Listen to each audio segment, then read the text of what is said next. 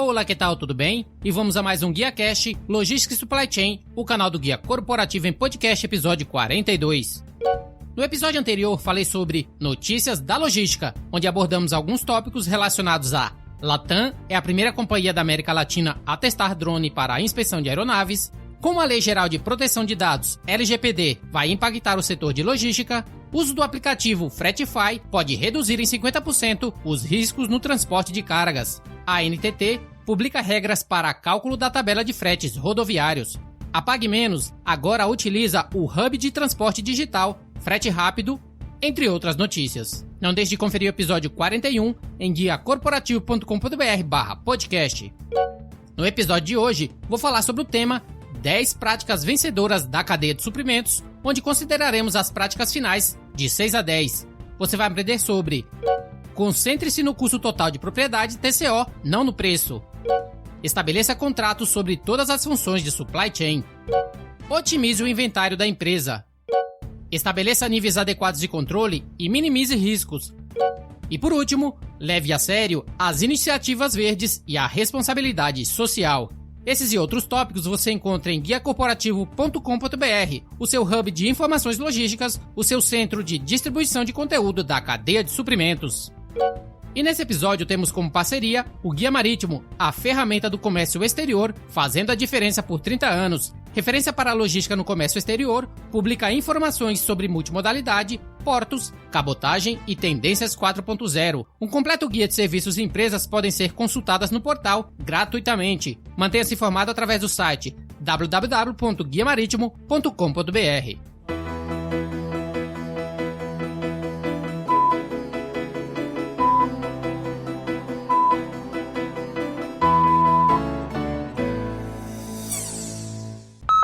As melhores práticas em sua cadeia de suprimentos que você deveria estar fazendo agora. Prática número 6. Concentre-se no custo total de propriedade, TCO, não no preço. Um benefício do sourcing estratégico é que ele muda o foco de olhar apenas o preço de compra para entender o custo total de possuir ou consumir um produto ou serviço. Para as áreas de gastos significativos, as equipes de compras das empresas Best in Class estão abordando a prática fora de prática de receber lances múltiplos e selecionar um fornecedor simplesmente por causa do preço. Em vez disso, eles consideram muitos outros fatores que afetam o custo total de propriedade. Isso faz sentido quando você considera que os custos de aquisição representam de 25% a 40% do custo total para a maioria dos produtos e serviços. O saldo, e a maioria do total, inclui custos de operação, treinamento, manutenção, armazenagem, meio ambiente, qualidade e transporte, bem como o custo de recuperar o valor do produto mais tarde. Identificar o custo total de propriedade requer olhar para todo o processo de aquisição e consumo do produto ou serviço, algo que só pode acontecer com a corporação e a entrada do comprador e do vendedor. No entanto, as organizações Best in Class não param por aí. Eles também pedem aos fornecedores e às partes interessadas internas a seguinte questão importante: como podemos trabalhar juntos para reduzir o custo total de propriedade? Estabelecer uma mentalidade de custo total de propriedade é um objetivo que a organização precisa abraçar e perpetuar em toda a empresa. No entanto, não é fácil convencer a liderança executiva da sua empresa a priorizar verdadeiramente o valor sobre o preço. Desde o colapso financeiro global em 2009, a maioria dos executivos principais se concentram nas reduções de custos, que eles esperam que se traduzam em preços reduzidos. Prática 7. Estabeleça contratos sobre todas as funções de supply chain. As equipes de compras e aquisições geralmente negociam economias significativas em potencial durante o processo de abastecimento, mas nunca realizam plenamente essas economias. Os motivos para isso variam, mas geralmente inclui falha na comunicação dos termos do contrato e falha na monitoração da conformidade do contrato. Muitas vezes, de fato, o contrato executado está arquivado em alguma gaveta e esquecido. Isso não é exagero. Há vários anos, a empresa de pesquisa Aberdeen Group fez uma pergunta a seus gerentes em uma pesquisa: como você gerencia os contratos da sua empresa? Suas respostas foram surpreendentes. A maioria dos inquiridos declarou: nós nem conseguimos encontrar os contratos, muito menos gerenciá-los. Muitas empresas estão passando essa responsabilidade da gestão de contratos para a área de supply chain, em vez de deixá-la em compras, finança ou operações. Um dos benefícios dessa mudança é que garante que os contratos sejam coletados e mantidos em uma unidade central.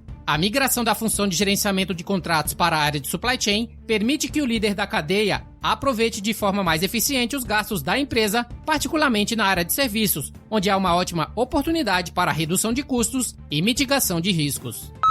Prática 8. Otimize o inventário da empresa. A desaceleração econômica global significa que os mais altos diretores financeiros colocaram o inventário em suas telas de radar e suas equipes financeiras estão constantemente procurando novas maneiras de melhorar o bottom line e reduzir o capital de giro. As organizações da cadeia de suprimentos devem, portanto, constantemente revisar suas quantidades de inventário e se esforçar para mantê-las em um nível ótimo.